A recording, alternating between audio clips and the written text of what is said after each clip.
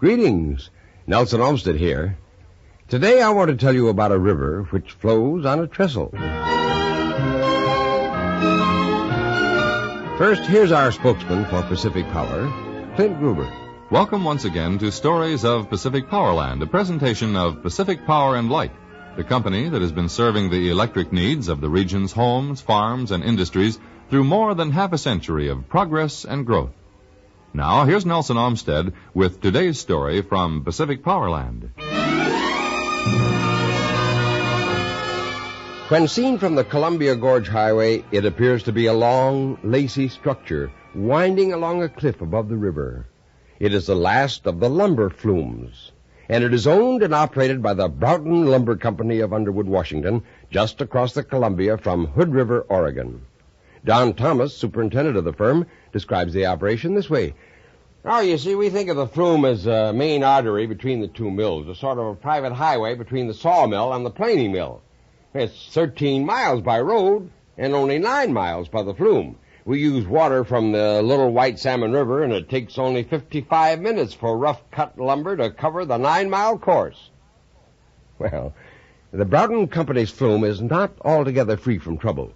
Its cargo of lumber sometimes jams up and requires the personal attention of the courageous Flume tenders. One of them explains the troubleshooting operation like this. Well, the only way to get to the trouble spot is on a catwalk 12 inches wide and sometimes 100 feet off the ground.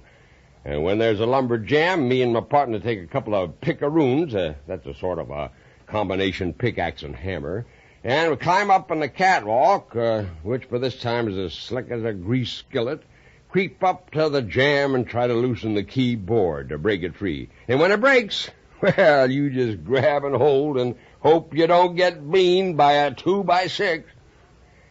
Well, it's a little like a game of jackstraws with a couple of men's lives at stake. But the men who handle this dangerous assignment are rugged, smart, and highly skilled. They don't make mistakes. They can't afford to. In the old days, the 1920s, when the Broughton Company's Flume was new, it often served as a thoroughfare for the lumberjacks and mill hands who worked up in the slopes of Mount Adams.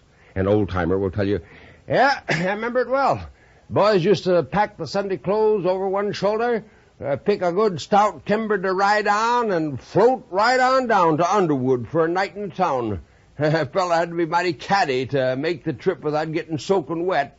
But we were all pretty fast on our feet in them days. In the early years of lumbering in Pacific Powerland, flumes like the one between Willard and Underwood, Washington, were commonplace.